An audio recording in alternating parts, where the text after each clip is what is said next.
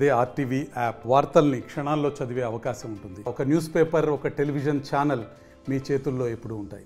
తెలంగాణలోని ప్రసిద్ధ పుణ్యక్షేత్రాల్లో ఒకటైనటువంటి వేములవాడ శ్రీ రాజరాజేశ్వర స్వామి ఆలయంలో మహాశివరాత్రి వేడుకలైతే నిర్వహిస్తున్నారు. ఇప్పటికే అధికారులు అయితే అన్ని ఏర్పాట్లు అయితే చేస్తున్నారు. జిల్లా యంత్రాంగం సైతం అన్ని ఏర్పాట్లు అయితే ప్రస్తుతం తలమునకలైన పరిస్థితి మనమైతే చూడడం జరుగుతుంది. అంతేకాకుండా భద్రతకు సంబంధించి అయితే 4000 మంది పోలీసు బలగాలు అయితే ఇక్కడైతే మోహరించడం జరిగింది.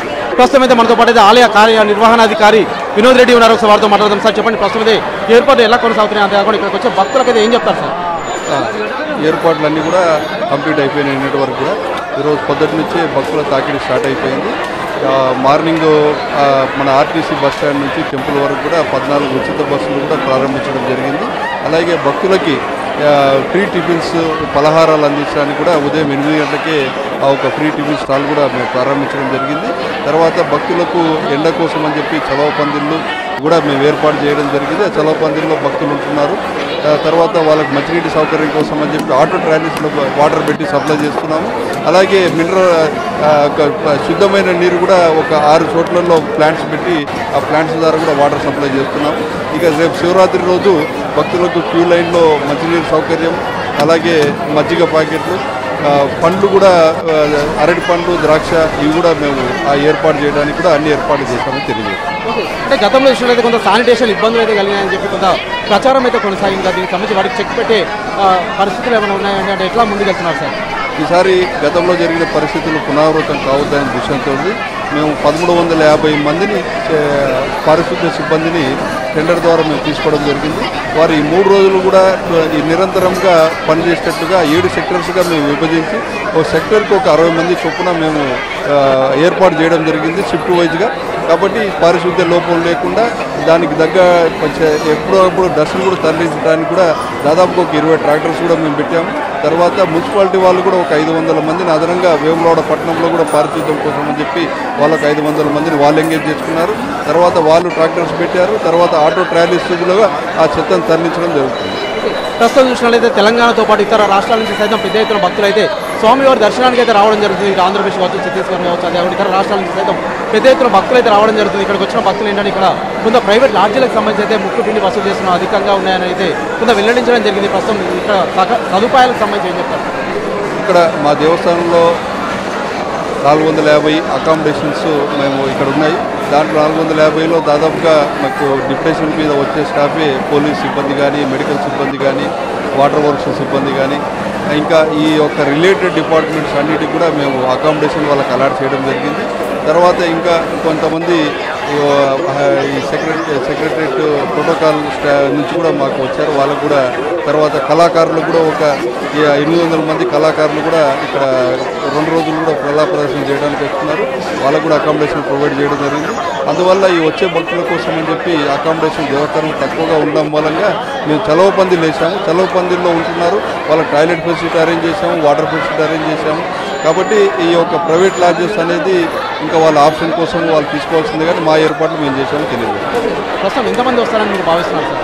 మేము ఈ 3 రోజుల్లో దాదాపుగా ఈ ఆలయం కంటిన్యూస్గా ఓపెన్ ఉంటుంది. 27వ తారీఖు పొద్దున వరకు కూడా ఈ ఆలయం ఓపెన్ ఉంటుంది. మేము దాదాపుగా ఒక 4 లక్షల మంది వస్తారని అంచనా వేస్తున్నాము. 4 లక్షల మందికి స్వామివారి దర్శనము, కోడముకు చెల్లించుకునేలాగా కూడా ప్రసాద వితరణ కోసం కూడా మేము అన్ని ఏర్పాట్లు చేసామని తెలియదు. అంటే గతంలో చూసినట్లయితే కొంతమంది వరకైతే క్రౌడ్ ఎక్కువగా ఉన్న నేపథ్యంలో చేతి వాటను సైతం ప్రదర్శించే పరిస్థితులు కూడా ఉంటాయి. కాబట్టి కొంత సీసీ కెమెరాలు అయితే గతంలో కొంత ఇబ్బందులు కలిగించాయని అయితే కొంత ప్రచారం అయితే కొనసాగింది. దీనికి సంబంధించి వాటికి చెక్ పెట్టే పరిస్థితులు ఏమైనా ఉన్నాయండి? చేతివాటం ప్రదర్శించడానికి ఇక్కడ ప్రస్తుతానికి ఎటువంటి టికెట్స్ అనేది లేవు. ఉన్నది 2 రకాల టికెట్స్.